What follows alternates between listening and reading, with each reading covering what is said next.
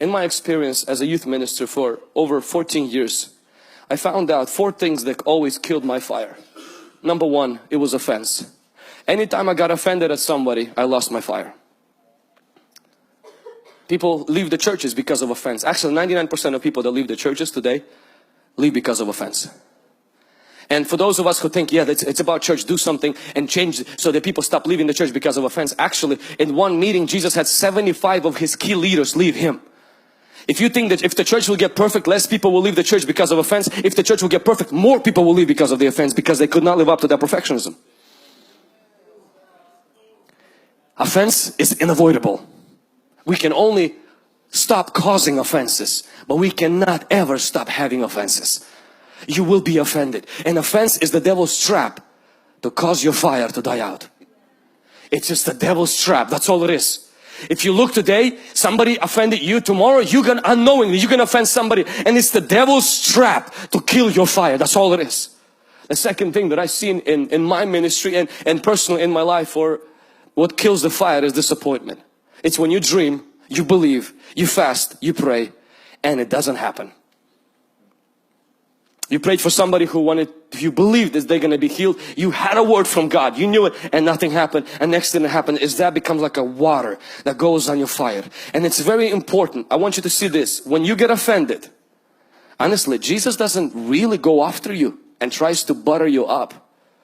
When the guys got offended, Jesus didn't go after them and say, hey guys, let me explain. I didn't mean you to eat my flesh. I meant communion. Jesus didn't do that. But when guys left Jerusalem, walked to city of Emmaus, he walked beside them, encouraged them with scriptures until their hearts got on fire again. Anytime you're disappointed, Jesus will walk behind you and remind you of His word, so your heart will catch fire again. And the third thing that kills our fire is honestly busyness. It's when we become so busy that we don't have time to spend time with the Lord. We don't have time to even make it to church.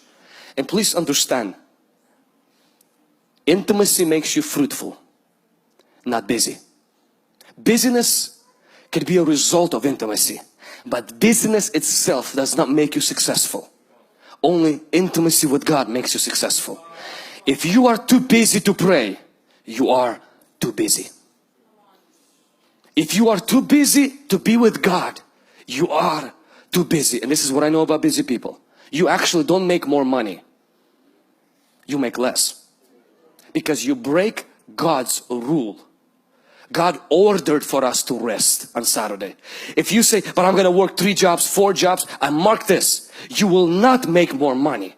Because God blesses order and you are out of order. God blesses order, not out of order. I mentioned how Chick-fil-A decided not to open its fast food restaurant chain on Sundays. And people said, did you know that on Sundays all the fast food restaurants make the most money? And the main guy of Chick-fil-A, he says, I know, but God said and people should take a rest at least one day. And he says, and I'm gonna choose the most busiest day to rest. Average fast food restaurant makes $1 million a year. Chick-fil-A makes 5. Why? Because when you, but it doesn't make sense. Nothing with God makes sense. But when you follow the order, God blesses you.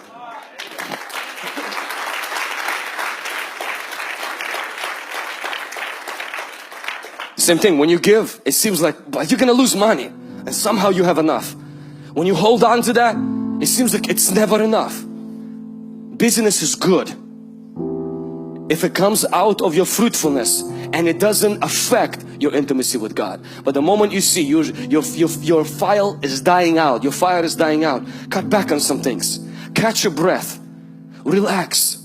You're still gonna die. Why work so hard that you waste you ruin your health to get more money, and then you spend your money to get your health back? Why don't you just keep both at the same time? Because this is not just about relationship with God. This is about your health being. This is about your kids. Knowing who you are. This is about your family. This is about your spouse. This is about everyone, everything being intact. And the last one is materialism. Materialism is not when you have stuff. It's when the stuff has you. I have this Apple Watch. I have this watch. this watch doesn't have me. Because at any moment, this watch can be yours. Not today.